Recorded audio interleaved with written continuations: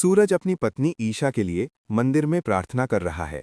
वो बहुत परेशान है और भगवान से कहता है कि उसे आज से पहले कभी ये एहसास नहीं हुआ था कि ईशा के बिना वो इतना अधूरा है। वो कहता है कि भले ही उसका नाम सूरज है, लेकिन उसके जीवन की असली चमक तो ईशा से ही आती है।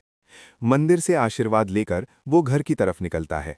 दूसरी तरफ सूरज की चाय की दुकान पर जबरदस्त बिक्री हो रही है। जब से उनके घर में नन्ही बच्ची आई है, उनकी किस्मत ही बदल गई है। उनके पास अब 2 बीएचके का घर है और काम भी बहुत अच्छा चल रहा है। तभी मोनिका का मन गाजर का हलवा और छगन हलवाई की कचौरी खाने का होता है। वो जिद करती है कि उसे बाहर खाना खाने जाना है।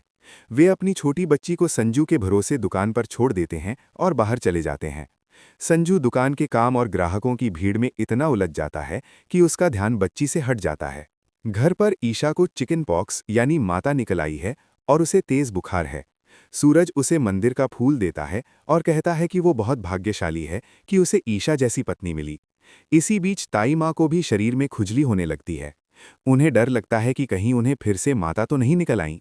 वे इसे देवी का प्रकोप मानती हैं और कहती हैं कि अशुद्धता की वजह से माता नाराज हो गई हैं। वे रिया को नीम के पत्ते और तेल लाने के लिए भेजती हैं।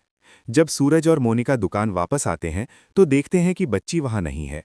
पूरी जगह हंगामा मच जाता है। मोनिका रो रो कर बुरा हाल कर लेती है और कहती है कि कोई उसकी गोद से बच्ची छीन कर ले गया है। पुलिस स्टेशन में भी कोई सुनवाई नहीं होती, जिससे घरवाले और ज्यादा परेशान हो जाते हैं। सूरज हार नहीं मानता और पास की दुकान का सीसीटीवी फुटेज चेक करता है।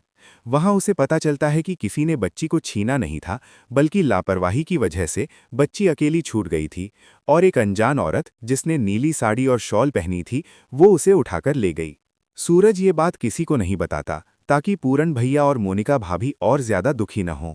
तभी घर पर अनुराग आता है और बहुत ज्यादा गुस्सा करता है। वो कहता है कि उनकी इस लापरवाही की वजह से उसका बच्चा भी अब सुरक्षित नहीं है। वो पुलिस को फोन करने की धमकी देता है। बातों बातों में ये पता चलता है कि वो बच्चा चोर शायद बच्ची को लेकर इंदौर की गुलाब हवेली की तरफ गई है। ईशा कमरे में बंद अपनी बच्ची के लिए तड़प रही है और सूरज उसे वादा करता है कि वो हर हाल में अपनी बच्ची को वापस लेकर आएगा, चाहे उसे कुछ भी करना पड़े।